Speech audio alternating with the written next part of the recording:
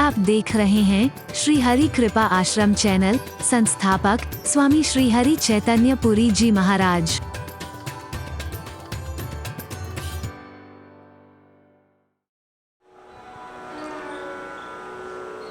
हिमाचल ने पहले से ही पूरी व्यवस्था की हुई है और यथा योग्य सबको ठहराया है।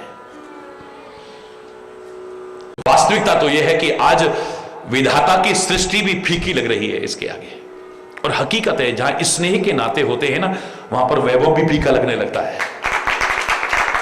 प्यार से आदमी झोपड़ी में भी रह रहा हो ना, वो अपने आप को सम्राट से बढ़ के मानता है, याद रखना। जहां खुशी है, उत्साह है, उमंग है, स्नेह है, प्यार है, सौहार्द है, एकता है, वो झोपड़ी भी बड़ी अच्छी लगती है। आलीशान राजमहल हो और दो ही भाई रहते हो लेकिन आपस में प्यार नहीं है तो वो भी काटने को दौड़ता है, खाने को दौड़ता है वो भी।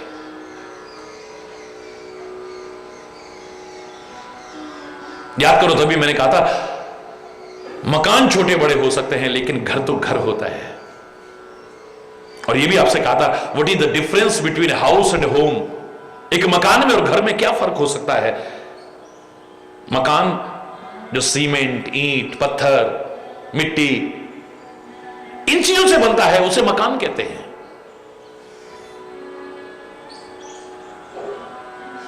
जिसमें हाथों की भूमिका है, आप हाथों से मेहनत करते हो, कमा के लाते हो, मजदूर और मिस्त्री हाथों से बनाते हैं। जो हाथों से बनता है उसे मकान कहते हैं, लेकिन जो दिलों से बनता है उसे घर कहते हैं।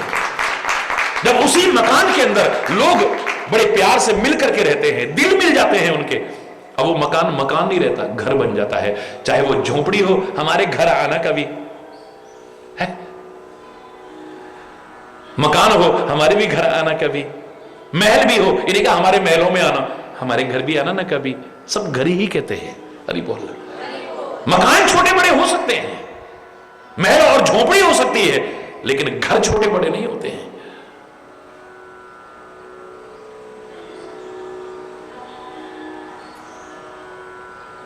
होगा कहीं पर भी, हमने क्या लेना है।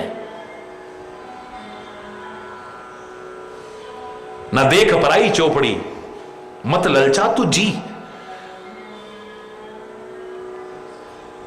दूसरे के वैभव को देखकर के ईर्ष्या नहीं करनी है, अपना जी नहीं जलाना है।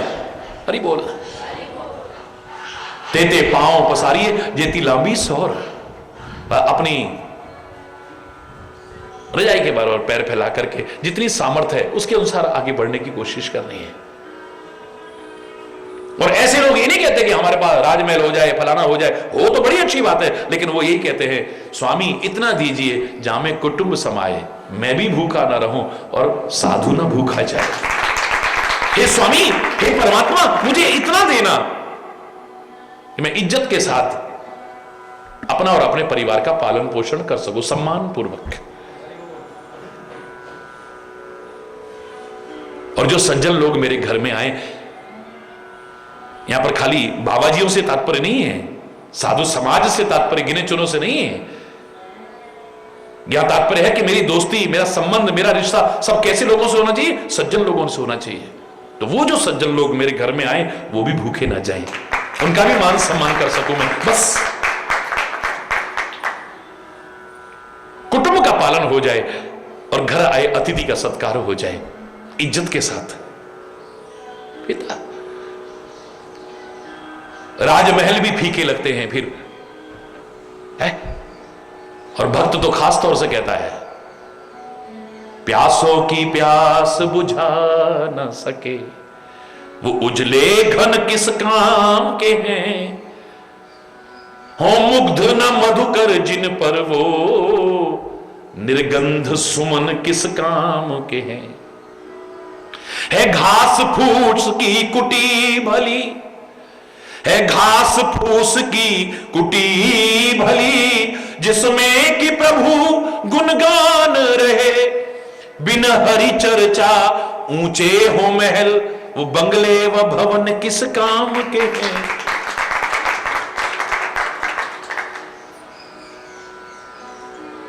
है विदुर भक्त का साग भला, मोहन यूं हंस करके बोले, है विदुर भक्त का साग भला, मोहनियों हंस करके बोले, बिन श्रद्धा के तेरे मेवे, ए दुर्योधन किस काम के।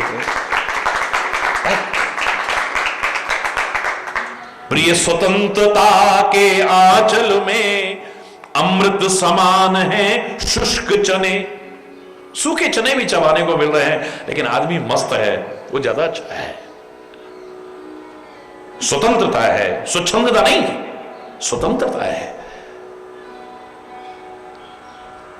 सब खुश खुश खुश खुश रहते, वो सूखा सूखा भी अच्छा लगता है, वो रूखा रूखा भी अच्छा लगता है। प्रिय स्वतंत्रता के आंचल में अमृत समान है शुष्क चने, और दासता की श्रृंखला में जकड़े शटरस व्यंजन किस काम के। प्यासों की प्यास बुझा ना सके, वो उजले घन किस काम के हैं। बेकार है।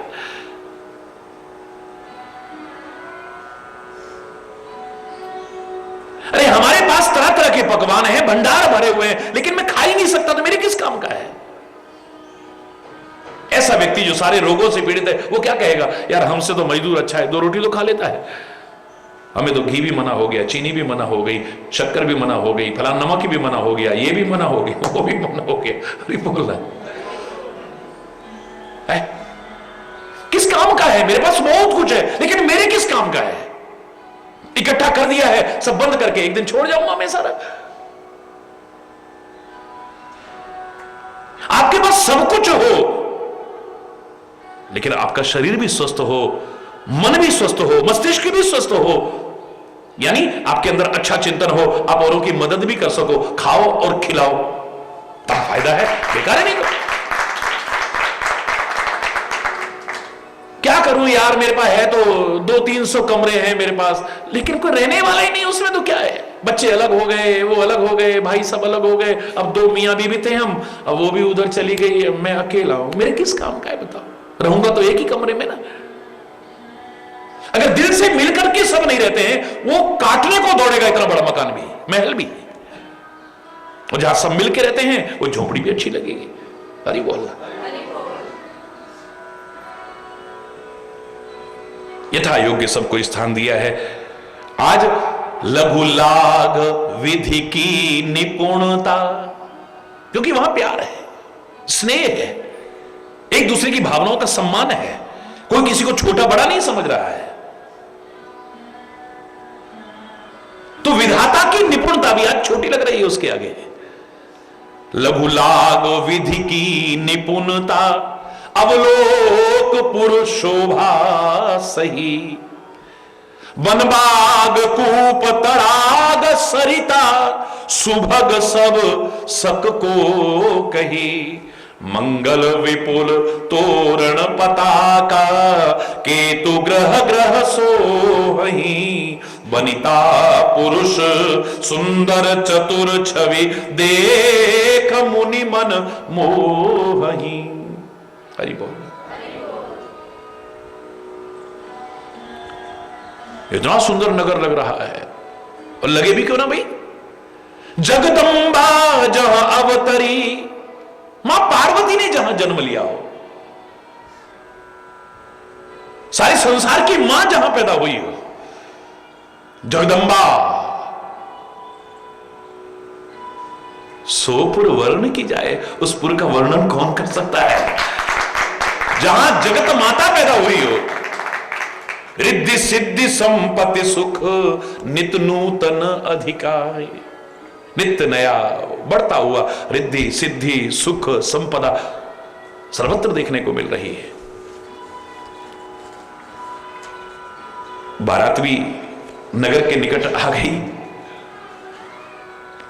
नगर की शोभा देखते ही बन रही है। सब अपने अपने सुंदर सुंदर साजों पर चढ़ करके उनकी अगवानी करने चले हैं। तो आगे आगे ही देवता चल रहे थे। बड़े खुश हुए, बोले बारात इतनी सुंदर है तो वर तो बहुत सुंदर होगा। अभी बोला, जोर से बोला।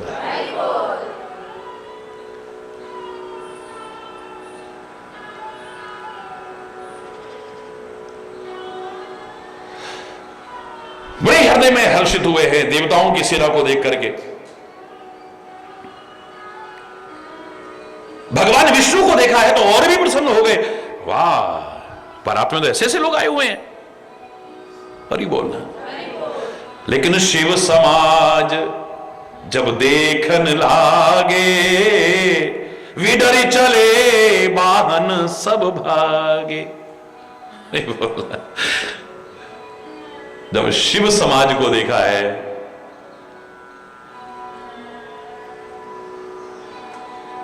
डर के मारे सब छोड़ छोड़ के भागे हैं। हरि बोलना।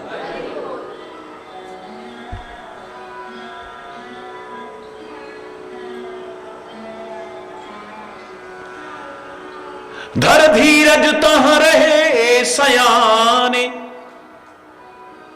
धैर्य धारण करके कुछ सयाने लोग वहां रहे। बालक सबले जीव पराने, बच्चों को लेने करके तो सब भाग गए। और घर में जाकर के जब माँ बाप पूछते हैं तो बड़े डरते डरते डरते डरते डरते डरते कांपते हुए कहते हैं, ओहो ऐसे लगता है यमराज ही चला हुआ आ रहा है। हरि बोलना। यमदूतों को लेकर के आ रहा है। हरि बोलना।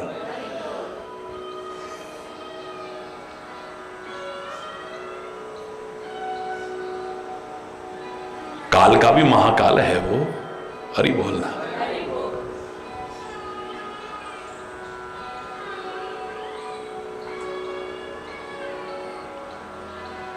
लेकिन जब उसकी नजरों पर एक बार नजर दौड़ाओगे तो उसके जैसा कृपालु भी नजर कोई नहीं है। बाहर की दृष्टि से देखोगे तो डर लगेगा, प्रेम और भक्ति की दृष्टि से तो डर भाग जाएगा सारा। करालम महाकाल कालम कृपालम, कालम करालम महाकाल। बड़ा कराल है, महाकाल कालम। अरे हरि बोल। गुणागार संसार,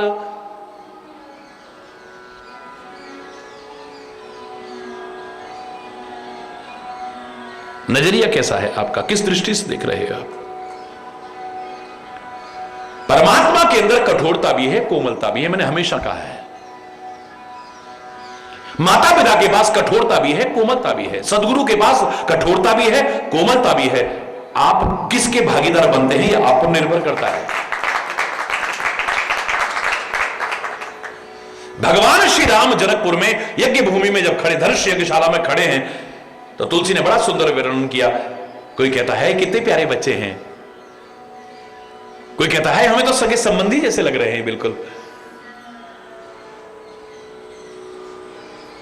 भक्त ने इष्ट देव समुद्रा था। भक्त कहते नहीं, ये तो हमारे इष्ट देव हैं, साक्षात हमारे रक्षक हैं ये। योगी न परम तत्व में भाषा, योगी कहते हैं ये तो परम तत्व है, परम ब्रह्म परमात्मा है।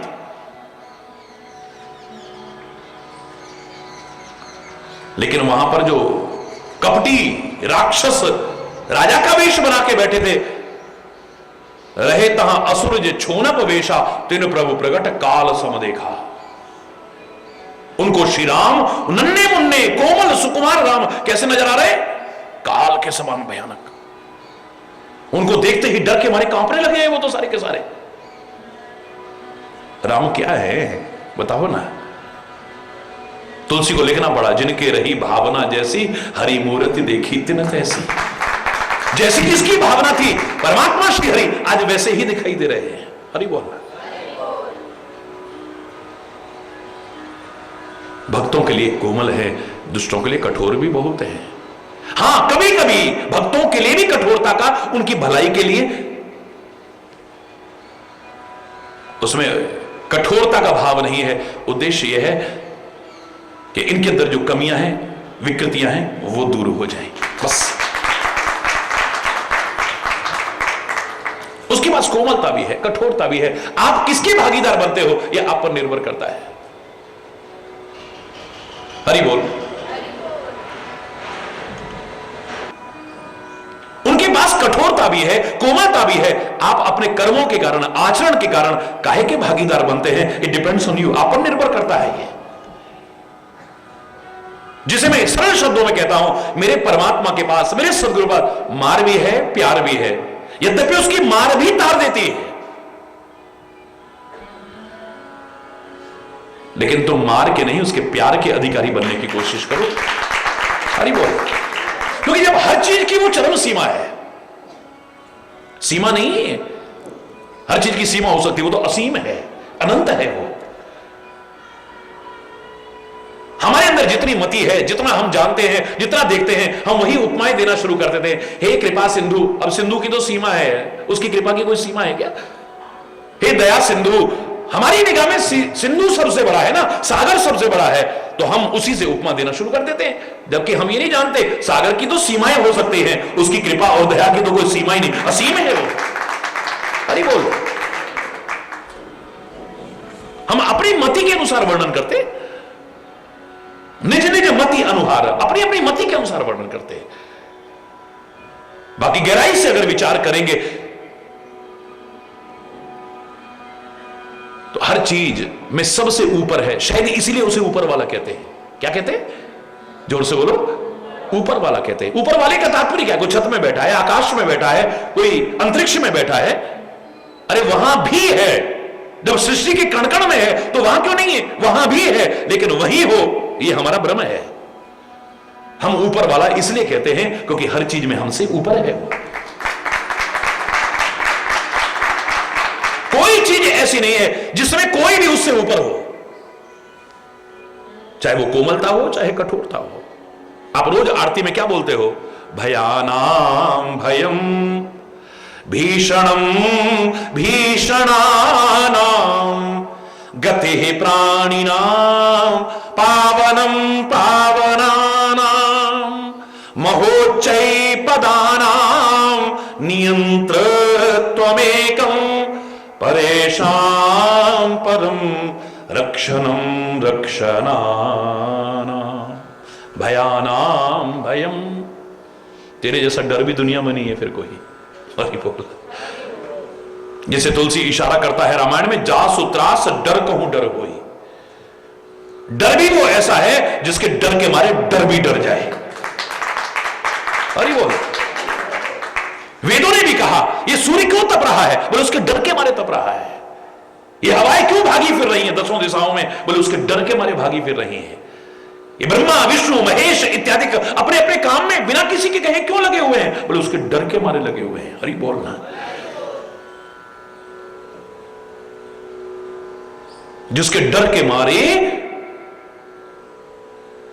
डर भी डर जाए, इतना खतरनाक डर भी है वो। हरि बोलना। जैसे रोज आरती में बोल रहे हो आप, ध्यान नहीं दिया कभी? क्या कहते हो? भयानाम भयम। भय में सबसे बड़ा भय तू है, जिसकी बंक भ्रकुटी के भय से सागर सप्त उबलते देखा। प्रेम की ये महिमा है, उसको ही यशोदा के भय से अश्रु बिंदु जल ढलते देखा। जिसकी जरा सी भ्रकुटी टेढ़ी हो जाए, सागर सब तो उबलते, त्राही त्राही बजे, महाप्रलय आ जाए। हां, उसको भी डरते देखा हमने। यशोदा के डर के मारे उसकी भी आंखों से आंसू बह रहे थे। जो कान पकड़ करके थप्पड़ मारने को, उखल से बांधने को तैयार, कांप रहा है, डर रहा है।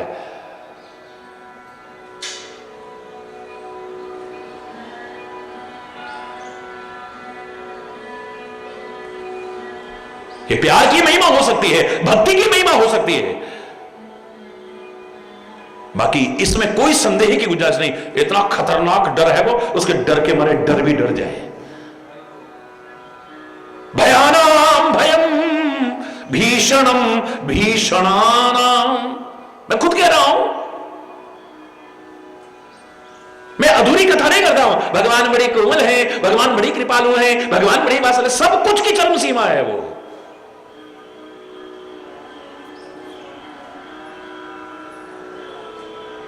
लंका की युद्ध भूमि जब तीर चल रहे थे, राम की आंखों से करुणा नहीं बरस रही है।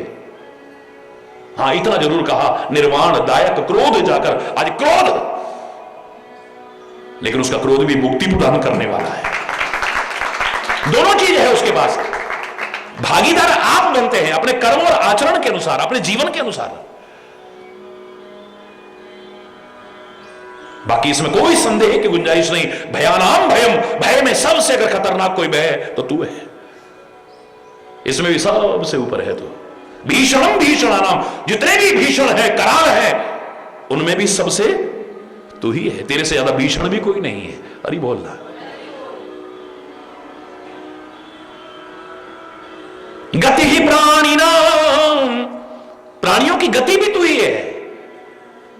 पावनम पावनानाम, पवित्र करने वालों में तेरे जैसा पवित्र करने वाला भी दुनिया में कोई नहीं है। हर चीज में सबसे ऊपर है। दुनिया में सबसे ज्यादा पवित्र करने वाली गंगा जी हो सकती हैं, लेकिन वो भी तेरे चरणों से ही निकली है। पावनम पावनानाम महोच्चय पदानाम नियंत्रत्वमेकम, सबसे ऊंचे पद पर प्रतिष्ठापित है। उससे ऊंचा कोई पद नहीं है। महोच्चय पदानाम नियंत्रत्वमेकम, सबसे ऊंचे पद पर प्रतिष्ठापित होकर के सारी सृष्टि का नियंत्रण कर रहा है। तो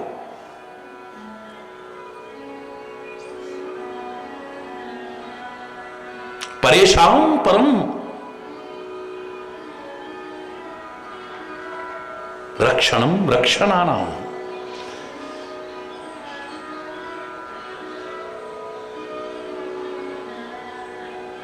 दुनिया में ऐसा रक्षा करने वाला नहीं है कोई जैसा तू रक्षा करने वाला है। सबसे ऊपर जाको राखी साई मार न सके कोई, बाल ना बांका कर सकता, चाहे सारी दुनिया भी शत्रु हो जाए, बाल बांका नहीं कर सकती जिसको तू बचाने पर आ जाए।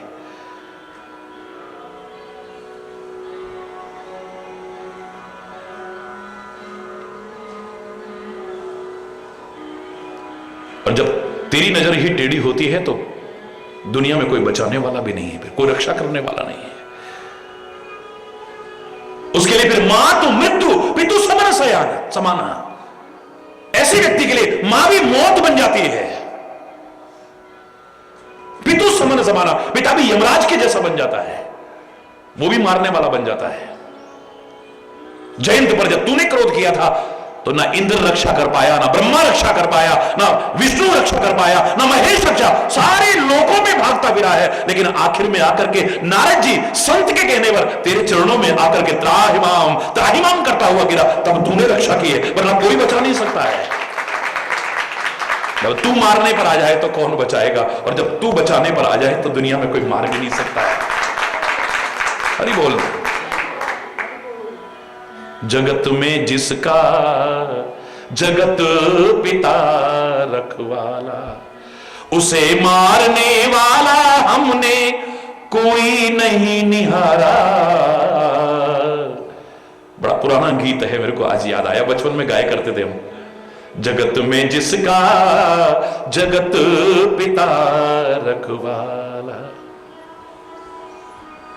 एक शिकारी, बड़ा अच्छा भजन था ये, मैं पूरा गा के नहीं सुना रहा हूं, सूक्ष्म में बता रहा हूं। एक शिकारी शिकार खेलने के लिए जंगल में गया, कोई शिकार नहीं मिला, एक वृक्ष के नीचे आके बैठा है।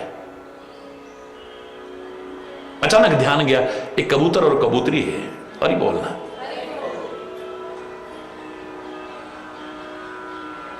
कहता इन्हीं को मार देता हूं, और बोलना तीर लिया है। कबूतर और कबूतरी ने देखा कि अब हमारे प्राण बचने वाले नहीं है, इतने नजदीक से तीर लगे तो कहां बचेंगे हम। चलो उड़ते हैं, भागते हैं, लेकिन उड़ने लगे तो क्या देखते हैं, आकाश से एक बाज झपटता हुआ आ रहा है। इधर गिरे तो कुआं, इधर गिरे तो खाई।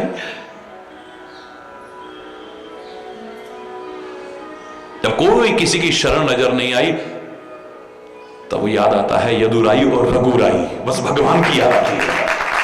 दिल से आवाज निकलती है, ए परमात्मा हमारा मरण तो निश्चित है। तेरे हृदय में, तेरे चरणों में प्रार्थना करते हैं कि अगर हमारी रक्षा कर सकता है तो कर। कहते हैं इतनी तीव्र पुकार पहुंची है, इधर उधर वो तीर बिल्कुल तैयार करे हुए है और ऊपर से बाज झपट्टा मारने वाला है, दोनों तरफ से मौत है।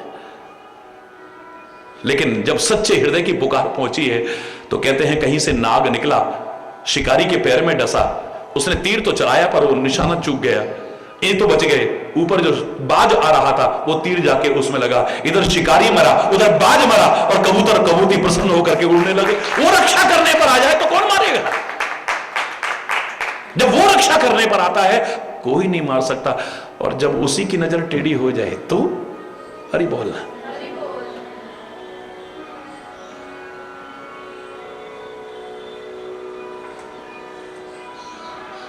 हर चीज की चरम सीमा है।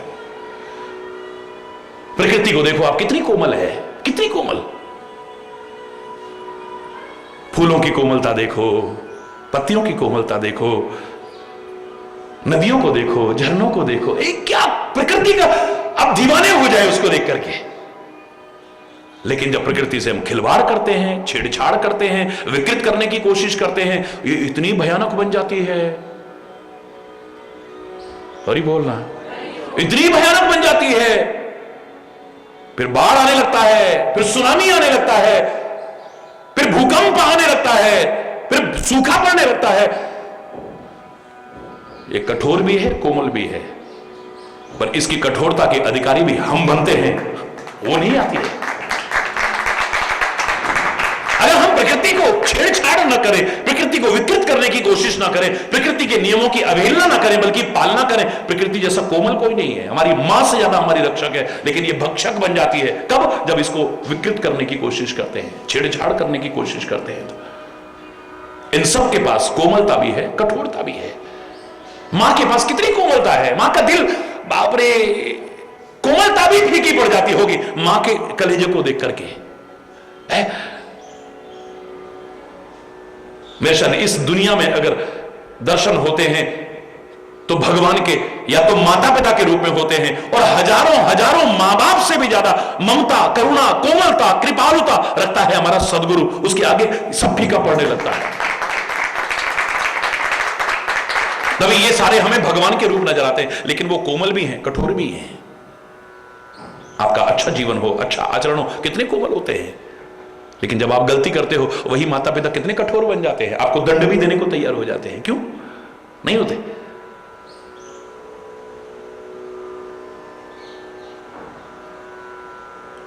कहीं पर भी खोजिए आप,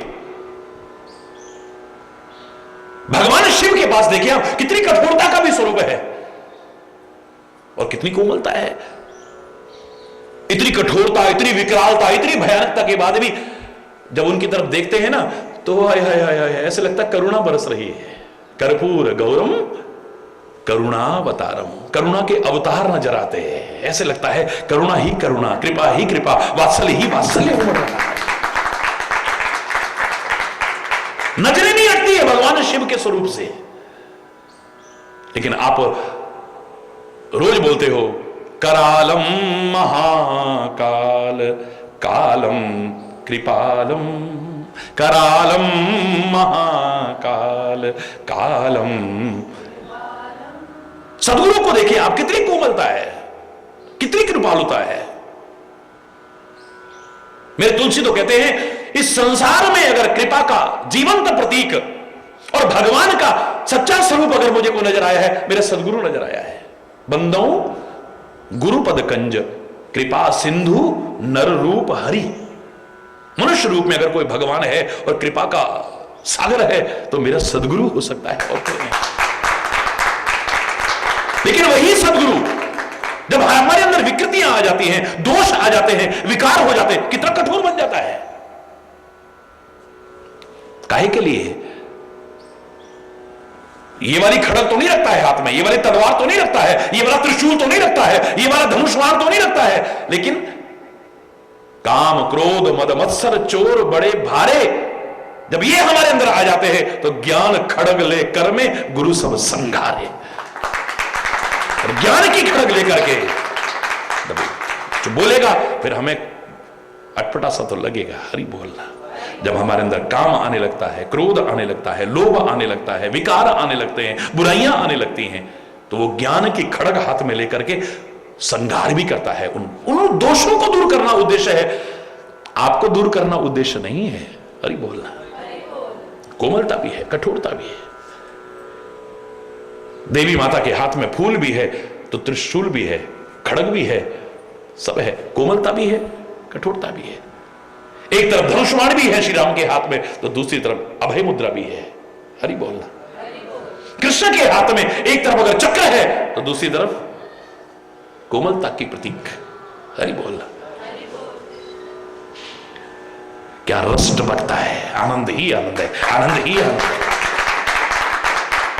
आप काहे के भागीदार बनते हो, आप पर निर्भर करता है। फिर कह रहा हूं, उसके पास तो मार भी है, उसके पास प्यार भी है।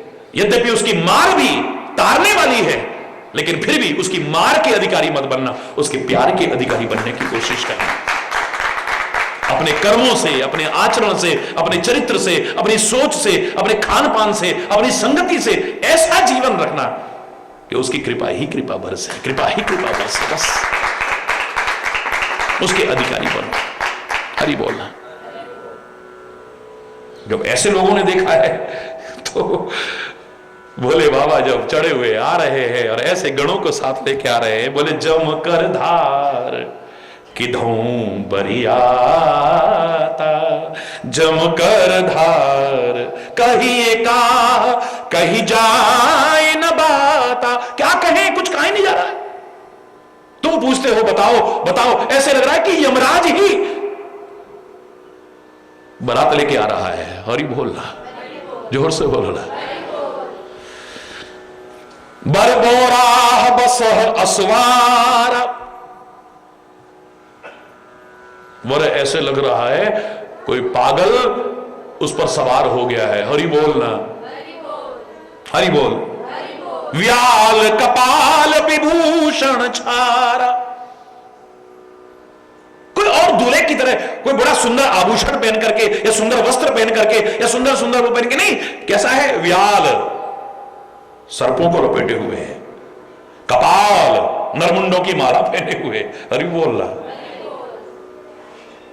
इसके विभूषण है, और छार यानी शमशान की राख को लपेटे हुए हैं।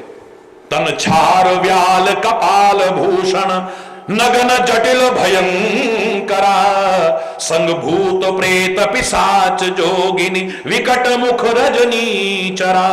जो जियत रही बरात देखत पुण्य बढ़ते ही कर सही, देखी है सु उमा विवाह घर घर बात अस लड़कन कही। जो बच्चे डर के मारे भाग के आ गए थे ना, उन्होंने कहा भैया जो जिंदा रहेगा वही बारात देखेगा। हरि बोल। शरीर में तो शमशान की विभूति है, सर्पों को धारण किए हुए है, नरमुंडों की माला के आभूषण धारण किए हुए, नग्न है, बड़ा जटिल और भयंकर रूप है। हरि बोलना। अब देखो भगवान भयंकर भी नजर आ रहे हैं, और जो दूसरा देख रहा है तो वो कहता है कर्पूर गौरम करुणावतारम, संसार सारम, सारी दुनिया का सार अगर नजर आ रहा है तो हे भोले तेरे भी नजर आ रहा है। एक तो आपका देखने का ढंग है, आप किस तरीके से देखते हो किसी व्यक्ति को, किसी घटना को, किसी क्रिया को, किसी चीज को भी। जब आप जैसी नजर से देखोगे आपको वैसा ही नजर आएगा, इतना याद रखना। बहुत पहले मैंने एक उदाहरण सुनाया था, मेरे शायद तो हो गए 28-30 साल हो गए होंगे, बड़ा अच्छा उदाहरण था, आज याद आ रहा है मेरे को। भयानक जंगल में से एक व्यक्ति गुजर रहा है, बियावान जंगल में से, घनघोर जंगल में से। अचानक एक टूटा हुआ खंडहर दिखाई दिया। उस खंडहर को देखते ही पता नहीं उसके मुंह से अपने आप निकल गया, हाय ध्यान लगाने की कितनी अच्छी जगह है, शांत है, कोई नहीं है, डिस्टर्ब भी नहीं करेगा कोई। टाइम नहीं था, चल दिया आगे। फिर एक व्यक्ति वहां से गुजरा, चोरी का माल छुपाने की अच्छी जगह है। हरि बोल, जोर से बोलना। चोरी का माल छुपाने की अच्छी जगह है, वो भी कहता हुआ चल दिया। तीसरा व्यक्ति वहां से निकला, बोले डकैती करके छुपने की अच्छी जगह है। चौथा व्यक्ति वहां से निकला, वो भी एकदम से अपने मुंह से एकदम निकल गया, ओ आज तो मैं अकेला हूं, मुझे पता नहीं था मेरे इलाके में ऐसी जगह भी हैं, इतना सुनसान और ये खंडर, चोर और डकैत छुपते होंगे, इनका अड्डा होगा, कल पूरी फोर्स लेके आऊंगा तब देखता हूं। हरि बोलना। बियावान जंगल में एक खंडर है, किसने बनाया, कब बनाया, किस लिए बनाया, कोई नहीं जानता है। एक व्यक्ति ने देखा तो कह रहा है ध्यान लगाने की बड़ी अच्छी जगह है। उसका ध्यान लगाने को मन करता होगा लेकिन डिस्टर्ब हो जाता होगा, ऐसा शांत उपयुक्त स्थान नहीं मिला, देखते ही एकदम से निकल आया, आहा कितनी बिल्कुल ध्यान लगाने की उपयुक्त, यहां तो कोई डिस्टर्ब ही नहीं करेगा। जिसका चोरी या चोरों से संबंध होगा, देखते ही एकदम चोरी का माल छुपाने की अच्छी जगह है। जिसका डकैती या डकैतों से संबंध रहा होगा, डकैती करके छुपने की अच्छी जगह है। हरि बोलना। जिसके मन में कुकर्म की भावना आती होगी, वो क्या कुकर्म करने की अच्छी जगह है, यहां तो कोई देखेगा ही नहीं। जो पुलिस या सीआईडी से संबंधित होगा, वो उसी को देख करके कहता है ये तो चोरों का अड्डा होगा जरूर, आज तो अकेला हूं, कल पूरी फोर्स लेके आऊंगा। हरि बोलना। वो मकान किस लिए है वहां पे, वो खंडर किस लिए है, किसने बनवाया, कब बनवाया, काहे के लिए बना, कोई नहीं जानता है। लेकिन जिसकी जैसी भावना थी वही प्रकट कर रहा है। परमात्मा श्री राम कोमल है या कठोर है, नन्हे बालक हैं या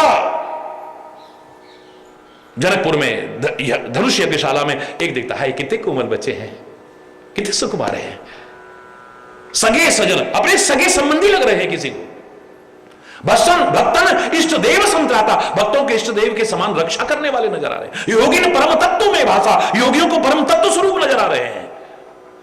और रहे तहां असुर जे छोनिप वेशा, तिन प्रभु प्रगट काल सम देखा। वो नन्हे सुकुमार राजकुमार इनको काल के समान दिख रहे हैं। किनको? जो नकली राजा बन करके राक्षस बैठे हुए थे वहां पे। अब राम कोमल हैं या वो भयंकर काल जैसे हैं, जिनके रही भावना जैसी, हरिमूर्ति देखी तिन तैसी। हरि बोल। अरे आप आम आदमी की छोड़िए, मैं चैलेंज करके कह रहा हूं, रामायण ने यहां तक सिद्ध किया है बिना किसी भेदभाव के कि परमात्मा भी अगर इस सृष्टि को, अपनी बनाई सृष्टि को भी जिस नजर से देखेगा, जिस भावना से देखेगा, उसको भी वैसी नजर आएगी। एक आम आदमी की तो बात छोड़िए, आप तो जैसी भावना होगी आपको सब कुछ वैसा ही नजर आएगा। लेकिन भगवान भी अपनी बनाई सृष्टि को जिस नजर से देखेगा, जिस भावना से देखेगा, उसको भी वैसी नजर आएगी। इससे ज्यादा उदाहरण क्या मिलेगा? बना के नहीं कह रहा हूं, रामायण का कह रहा हूं। श्री राम लंका में समुद्र के किनारे लेटे हुए हैं, हनुमान और अंगद चरण दबा रहे हैं, सारे वानर ऋक्ष भालू सब भगवान के दर्शन करके आनंद मग्न हो रहे हैं। अचानक बहुत दिन बाद परमात्मा श्री राम के चेहरे पर मुस्कुराहट आई है। कभी सीता के वियोग में, कभी अयोध्या वासियों के प्रेम में बस आंखें छलकती रहती है। आज बहुत दिन बाद श्री राम का जो स्वाभाविक प्रसन्न चेहरा था, आज उसमें कुछ विशेष प्रसन्नता सी नजर आ रही है। लोगों ने कहा प्रभु आज बड़े अच्छा लग रहा है, आप हंसते मुस्कुराते कितने अच्छे लगते हो।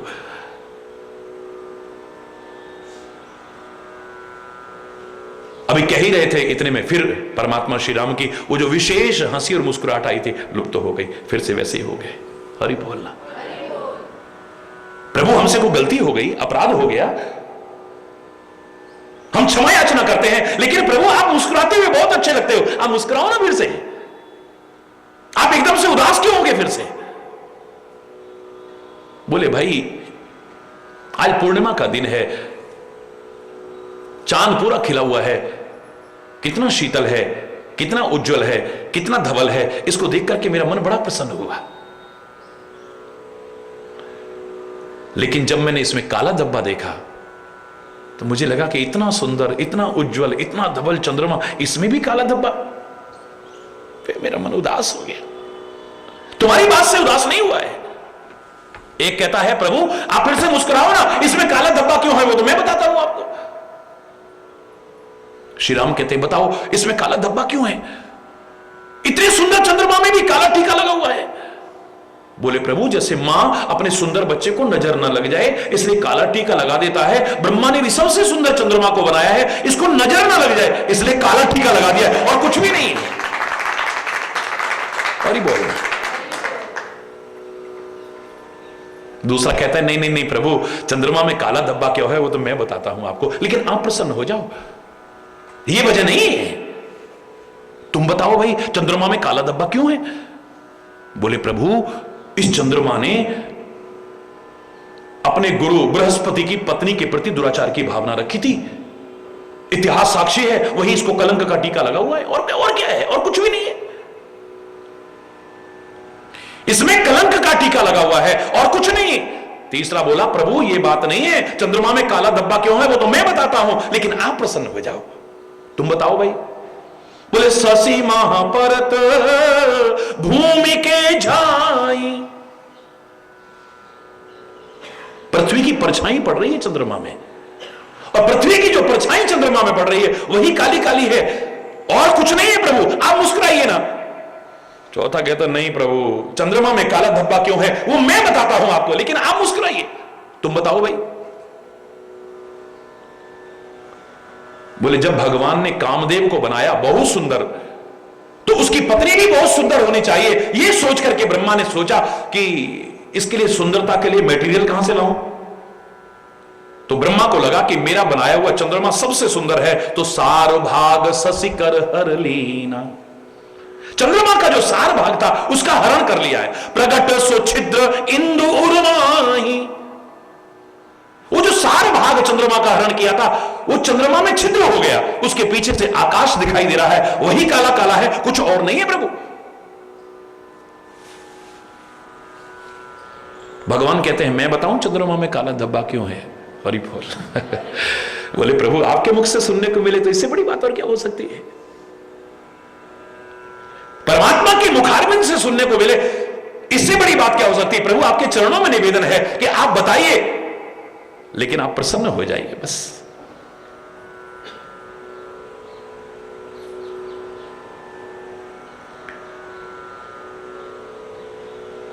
भगवान कहते हैं कि चंद्रमा और विष दोनों सहोदर भाई हैं, एक ही पेट से पैदा हुए हैं दोनों। हरि बोलना। सागर में से ही चंद्रमा का उद्गम हुआ है, सागर में से ही विष पैदा हुआ है, दोनों मां जाए भाई हैं।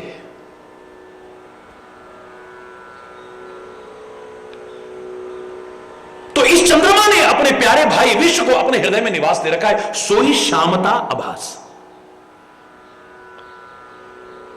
वो जो विष इसके अंदर बसा हुआ है, इसका भाई विष को चंद्रमा ने अपने हृदय में निवास देगा, वो विष काला काला नजर आ रहा है और कुछ नहीं। और इसका प्रमाण है भाई, तुमने बता तो दिया लेकिन प्रमाण तो दिया नहीं, मैं बताता हूं।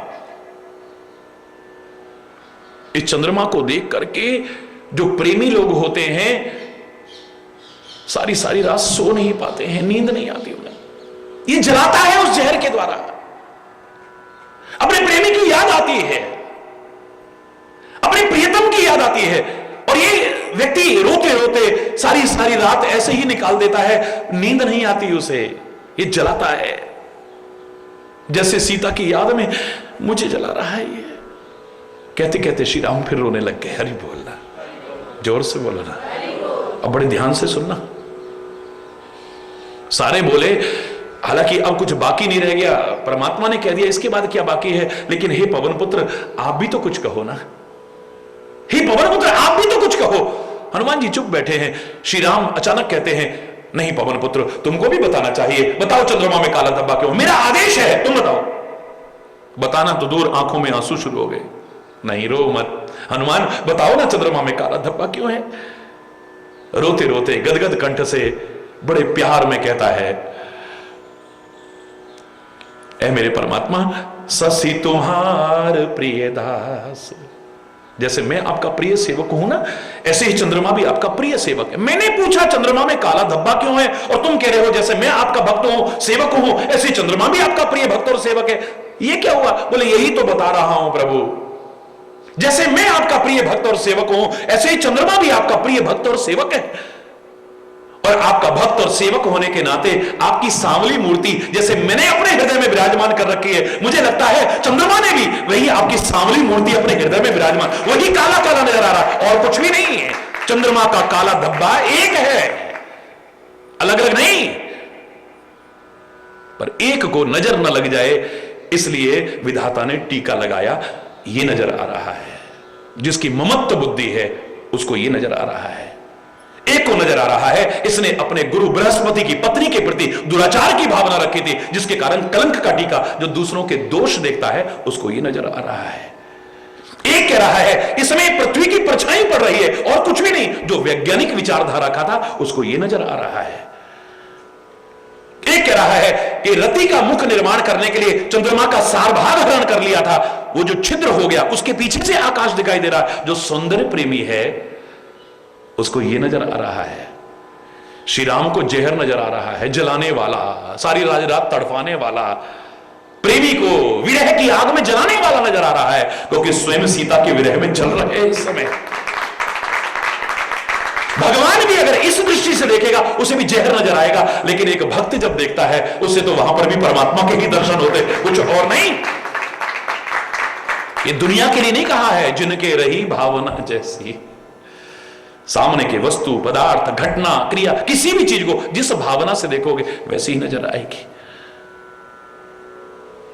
नन्ही सी सुकुमार पार्वती देख करके भगवान शिव को मगन हो गई, उसे डर क्यों नहीं लगा है?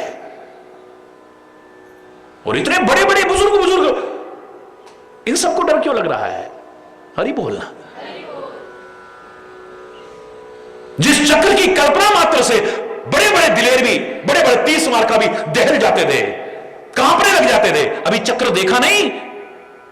भरे दरबार में जब मेरे कन्हैया ने यूं करा, अभी चक्र आया नहीं, चक्र आने की कल्पना मात्र से दहल जाते थे। चाहे वो दुर्योधन हो, चाहे वो शकुनी हो, चाहे वो दुशासन हो, चाहे वो धृतराष्ट्र हो,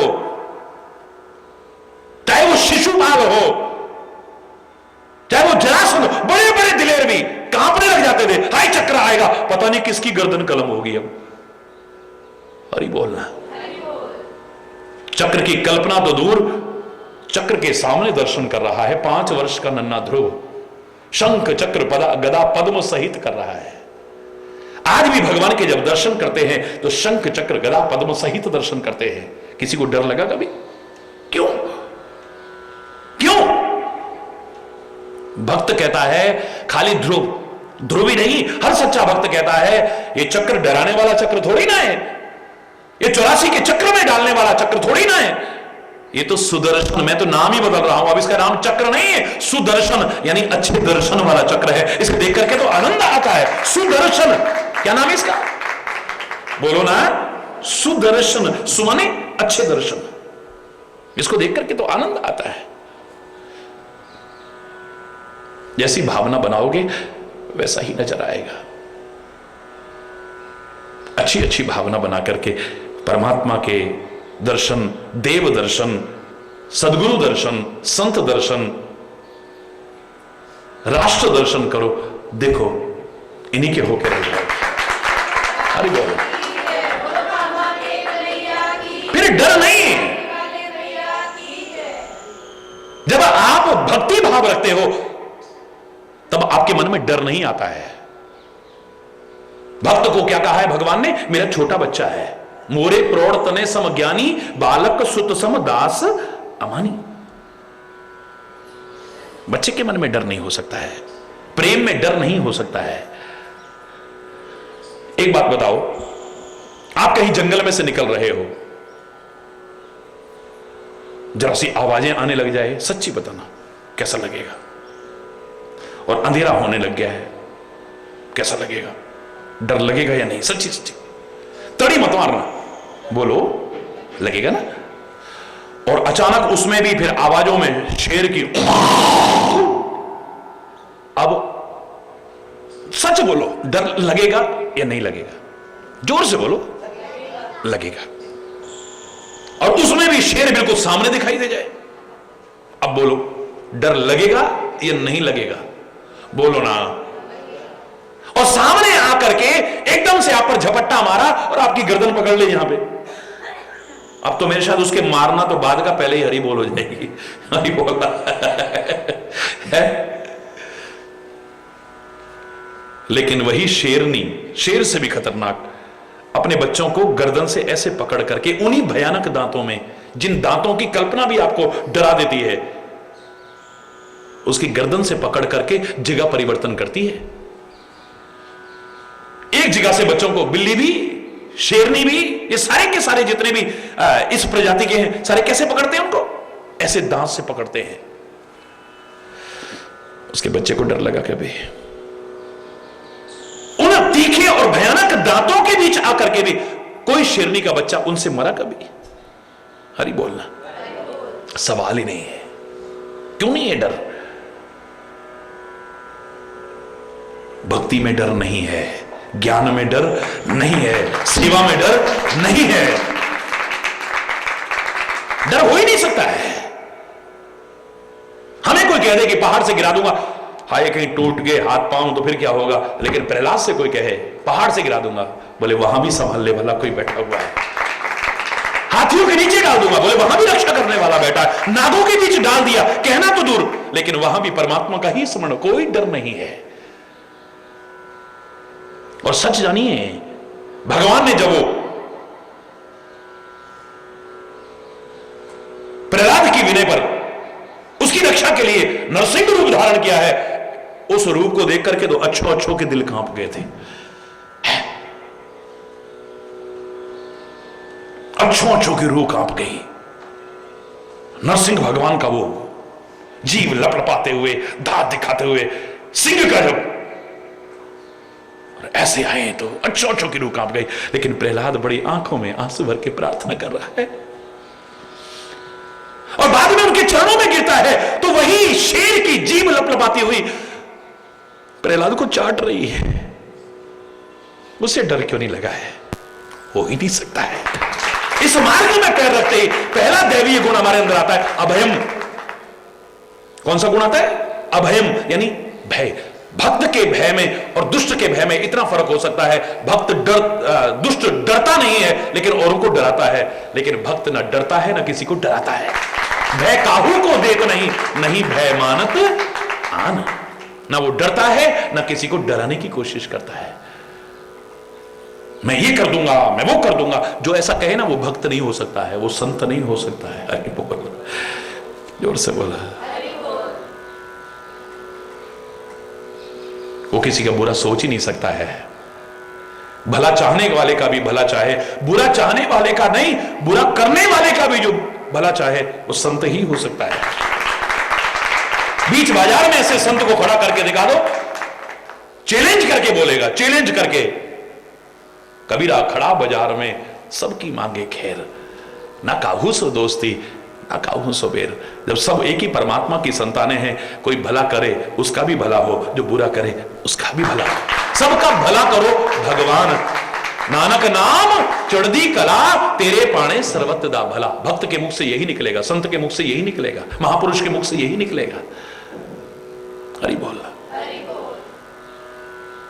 तो मेरे शिव करालम महाकाल कालम कृपालम, कराल भी हैं, महाकाल भी हैं, काल भी हैं, कृपालु भी हैं। उनके पास कोमलता भी है, कठोरता भी है। ऐसा जीवन बनाओ कि उनकी करुणा और कृपा के अधिकारी बनो, बस कठोरता के अधिकारी बनो। हरि बोल।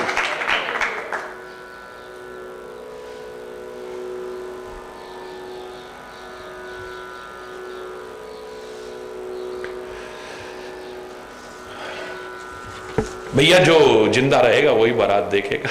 हरि बोल। सबुज महेश समाज सब जननी जनक मुस्काही, बाल बुझाए विविध विधि निडर हो डर नाही। इनसे डरने की जरूरत है।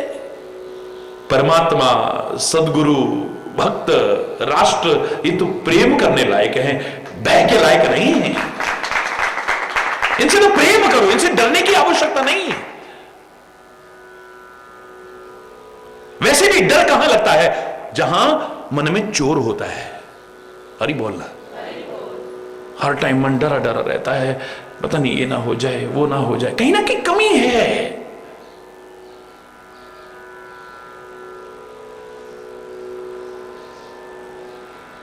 मन में जब चोर होता है, आप देखिए जो चोरी करके भाग रहा होगा ना, सामने से स्काउट और एनसीसी का बच्चा भी अगर आ रहा होगा ना, पुलिस वाला सोचिए उसको भी दुबकने की कोशिश करेगा।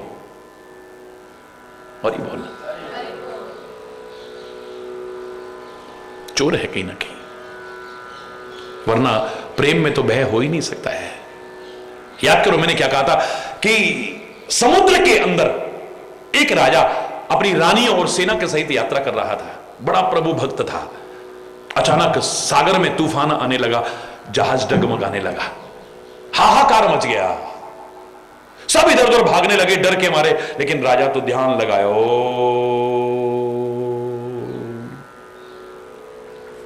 बस इतनी देर तक था मगन। वो तो एक रानी जो सबसे ज्यादा प्यार करती थी राजा से, सबसे ज्यादा जो, और राजा भी जिससे बहुत प्यार करता था, वो आगे बढ़ी। महाराज, राजा सुन ही नहीं रहा, महाराज, राजा सुन ही नहीं रहा, जोर से जगह, सुनते क्यों नहीं हो? चौंक करके आंखें खोली, जब देखो जब भगवान भगवान, जब देखो जब ध्यान ध्यान, इसी में लगे रहना बस। अरे इतनी मुसीबत आई पड़ी है, आपको इस समय भक्ति की सूझ रही है, ध्यान लगाने की सूझ रही है? हर कोई डर के मारे भागा फिर रहा है, इतना भयानक तूफान आया हुआ है, सारा जहाज डगमगा रहा है, और तुम भगवान का ध्यान लगा के बैठ गए यहां पे। बोले भागने से क्या तूफान शांत हो जाएगा रानी? हरि बोलना। भागने से क्या जहाज का डगमगाना बंद हो जाएगा रानी? फिर भी डर तो लगता है ना, सब डर रहे हैं और आप चुपचाप बैठे हुए हो, क्या आपको डर नहीं लगता? बोले मुझे तो डर नहीं लगता। ऐसा कैसे हो सकता है? आपको डर ना लगे, हर कोई डर रहा है, आपको डर नहीं लगता, ऐसा कैसे हो सकता है? राजा ने जवाब देना तो दूर, तलवार निकाली और नंगी तलवार उसकी गर्दन पर रख दी। अब जो भाग रहे थे सब वहीं खड़े हो गए, अपनी मौत तो सब भूल गए, पर रानी अब नहीं बचेगी, सब कांपते हुए खड़े। हमारे महाराज की तलवार किसी की भी गर्दन पर आ जाए, जब तक गर्दन नहीं काटती है वापस नहीं लौटती है। हाय आज रानी नहीं बचेगी, हाय आज रानी नहीं बचेगी, हाय आज रानी नहीं बचेगी।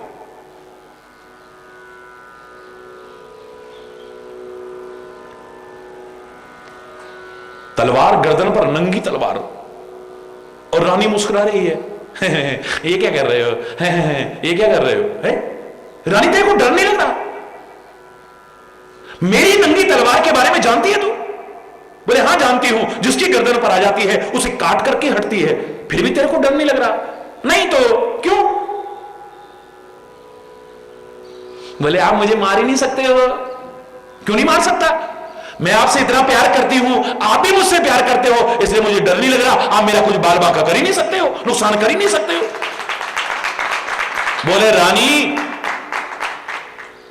जिसकी कल्पना मात्र से सब डर जाते हैं, उस तलवार के नंगे होने पर भी, गर्दन पर रखे होने पर भी, जैसे तुम नहीं डर रही हो ना, और मुझसे पूछती हो आपको डर क्यों नहीं लग रहा, मैं भी यही जवाब दूंगा, मैं उससे प्यार करता हूं, वो मुझसे प्यार करता है। उसकी भी ये सब नंगी तलवारें हैं, आंधी, बाढ़, सुनामी,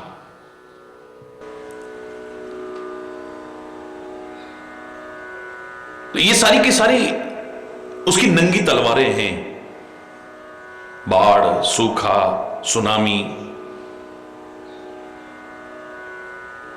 भूकंप, जैसे मेरी नंगी तलवार को देख करके हे रानी तुम्हें डर नहीं लग रहा है, क्योंकि तुम उससे प्यार करती हो, मैं तुमसे प्यार करता हूं। ऐसे ही उसकी इन नंगी तलवारों को देख करके भी मुझे डर नहीं लग रहा, क्योंकि मैं उससे प्यार करता हूं तो वो मुझसे भी प्यार करता है।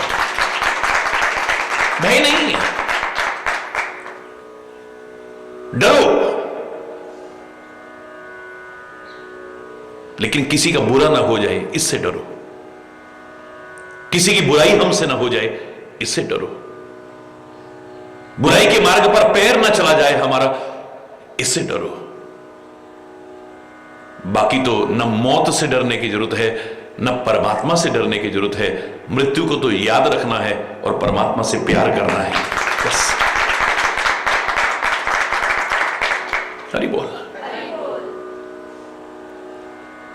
है वो कोमल भी, है वो कठोर भी। भगवान शिव को भी क्या कहते हो आप? बड़े भोले भाले हैं। कैसे हैं? कैसे हैं? भोले भाले हैं। भक्तों के लिए भोले हैं और दुष्टों के लिए भाले भी हैं, यानी वहां कोमलता भी है, कठोरता भी है। वो भोले भी हैं और भाले भी हैं। आप तो उनके भोलेपन का आनंद लेते हो, ये उनके भाले का। हरि बोल।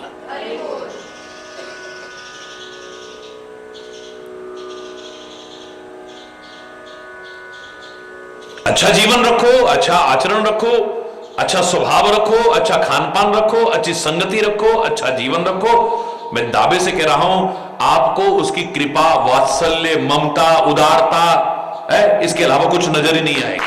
करुणा। और गलत करोगे तो फिर कहीं ना कहीं भय तो मन में आएगा। हरि बोल। हमें डरने के लिए और डराने के लिए नहीं कहा गया है। गली गली में लोग बोला करते थे, जो डर गया वो तो वैसे भी मर गया। हरि बोल। किस चीज का भय है? मृत्यु से। ये तो जब आनी है, जहां आनी है आएगी, इसको कौन रोक सकता है? लाख अर्जुन ने तीरों से हवा निकलने लायक जगह नहीं छोड़ी, लेकिन फिर भी हरि बोल।